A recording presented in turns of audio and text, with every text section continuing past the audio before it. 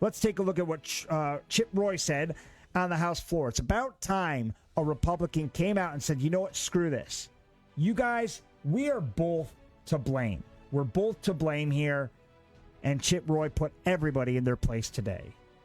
Well, I appreciate the Speaker. I appreciate the ability to address a few of my colleagues here on the floor of the House.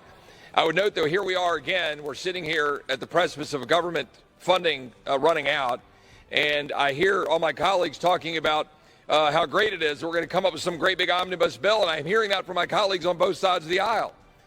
Nobody in America wants us to plus up more spending irresponsibly. Nobody in America wants us to say, oh, let's pat ourselves on the back now, because some of my colleagues on the other side of the aisle are saying, well, you know what, it's time now to ban Russian oil.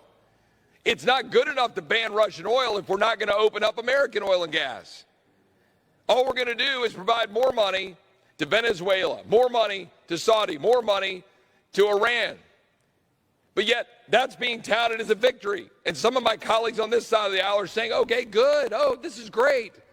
But my colleagues on the other side of the aisle, they don't want any oil. They don't mind your gas being $4, $7, $10 a gallon. Don't get played. But my colleagues on this side of the aisle are about to get played. And everybody back home is saying, what are you going to do to stop vaccine mandates? Nothing. What are you going to do to secure the border? And my colleagues on this side of the aisle are going to say, oh, don't worry, we're going to give you more money for ICE, more money for Border Patrol. But you know what that does? It makes it worse, because you're funding the processing of people at our border, because that's all Border Patrol and ICE are doing. But my colleagues on this side of the aisle are going to say, oh, look at us. We did something for you for border security. It ain't true. It's going to make it worse. And anybody who's been to the border, anybody who talks to Border Patrol, anybody who talks to ICE knows that's true. We're not going to get a vaccine mandate. We're not going to get a secure border. And we're not going to get more oil and gas being produced in America. And then we're going to say, great, let's have a vote and send more lethal aid to Ukraine. And we're not even going to have a debate down here about what we're doing in funding Ukraine with Putin rolling over Ukraine.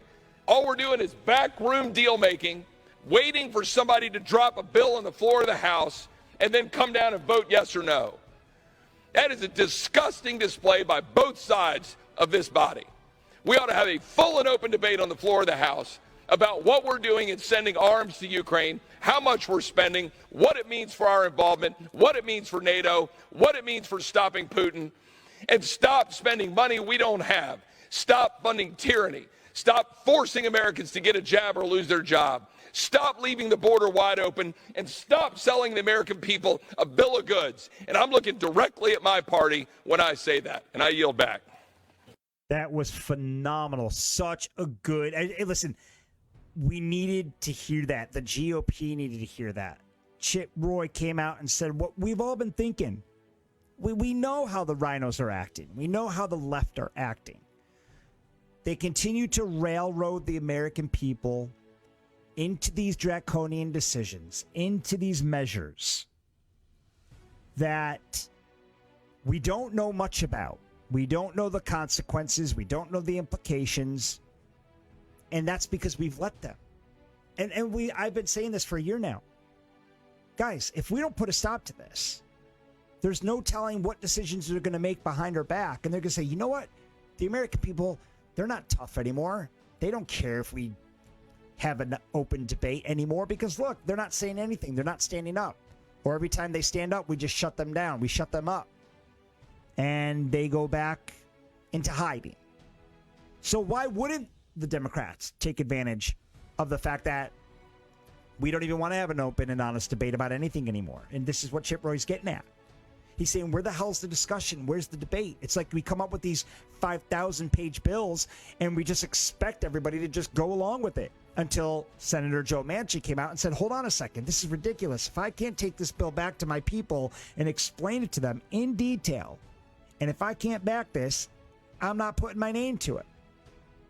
If it wasn't for Manchin and Sinema, right now we'd probably have Build Back Better. We'd be spending $3-4 trillion more dollars, along with every other potential disastrous bill that could have come after that. And now look, Biden now wants to go to Congress and say, hey, we need more money for Ukraine. We want money to send to Ukraine. not even for the American people. The hell I'm going to deal with double-digit inflation because you want to send money to Ukraine. Why am I going to pay $10 at the pump? Because Biden wants to send more money that has nothing to do with me to Ukraine. I've said it a million times. It's not our war. Chip Roy is saying it's not our war. What the hell? And if you know what? If you want it to be our war, then you better be open and honest and transparent and start telling the American people exactly where our money's going before we bring it to a vote, not after. Not like crazy Nancy Pelosi says, well, I don't know what's in it. Let's just get it voted, and then we'll figure out what's in it later. That's not the way we do things in America. Chip Roy is 100% right. He's 100% correct in everything that he just said.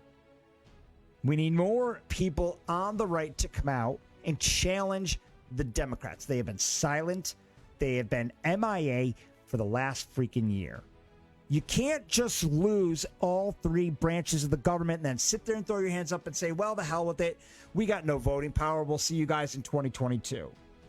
Like hell you will, because who the hell's going to vote for you guys? As far as I'm concerned, we want all of you primaried. We want hard-working conservative civilians in there. We don't want more lawyers. We don't need more political career politicians. So what makes you think, what gives you the confidence that we're just going to vote you guys back in, that we're just going to keep you intact? Right now, the party is so split because the GOP has done absolutely nothing that half of the Republicans or conservatives have given up on voting altogether. We still didn't tackle election integrity, and you think we're all just going to run to the polls in 2022, just deal with it and tick the red box? No, they're just not going to go vote. Therefore, giving the Democrats the upper hand once again. So I'd be very careful if I were the Republicans right now, who just think they can sit back and think, oh, this is brilliant. Biden's going to dig his own grave. Yeah, he might. But you've pissed off so many conservatives. And Chip Roy just highlighted that.